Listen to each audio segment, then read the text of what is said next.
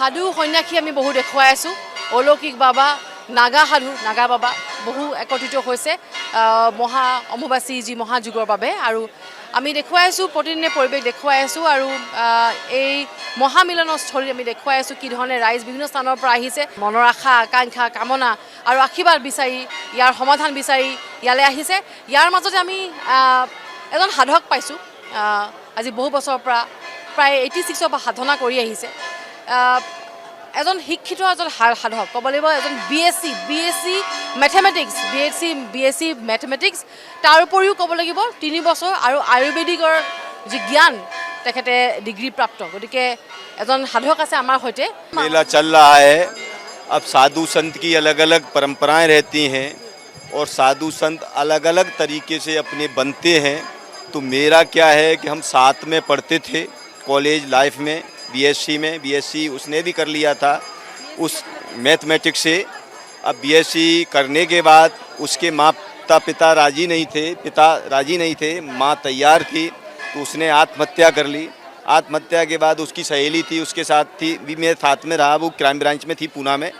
उसका एक्सीडेंट हुआ। एक्सीडेंट होने के बाद जब मैंने सोचा कि अपन किसी को अपनाते हैं और अपनी वजह से अगले की शरीर नष्ट हो रहा है, तो अपन अब ऐसा काम करो, भगवान को अपनाओ कि किसी दूसरे की अपनी वजह से दूसरे को हानि ना हो।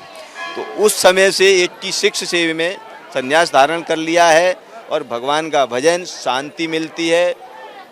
प्रभु का नाम कहते हैं, अकाल मृत्यु जो मरे चांडाल के काम करे, और काल जिसका क्या करे, जो महाकाल का भक्त हो तो भोलेनाथ के भगत हैं, भगवान की सेवा करते हैं और शांति शांति शांति मिलती है।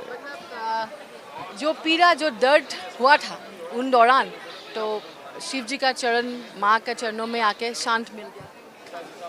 साधु बनने के बाद शांति जब भी मिलती है जब आप परिवार से दूर रहेंगे। अगर परिवार से आपने बात की तो आपको शांति मिलना मुश्किल है। अगर यहाँ भजन हो रहा है, आपके परिवार का फ़ोन आ गया कि मेरी बच्चा बीमार है, तुम्हारी उधर ध्यान चला गया, आप क्या करोगे? साधु बनने के बाद जहाँ रह रहे हैं आप, वो ही आपका परिवार है। अगर जो साधु घर से कांटेक्ट है और परिवार से बात कर रहा है और पैसा कमा के घर दे रहा है, वो साधु नहीं है। साधु वही है जो घर गृहस्थी छोड़ के मोह माया त्याग देना चाहिए। जिस प्रकार भोलेनाथ ने मोह माया त्याग दी थी, उसी प्रकार साधु को त्याग देना चाहिए। और जंगल में भी बैठ जाएगा तो भगवान वहाँ भोजन यापन देता है। 1 दिन भूखा रहेगा, 2 दिन रहेगा, तीसरे दिन वो अपनी व्यवस्था मेरे अपने शिष्य की खुद करेगा भगवान। तो साधु संत को भगवान का स्मरण करना चाहिए, उस पर भरोसा करना चाहिए और मोह माया से दूर रहना चाहिए। आपने जो BSc मैथमेटिक्स में किया हुआ है, वो कहाँ से पढ़ाई किया था?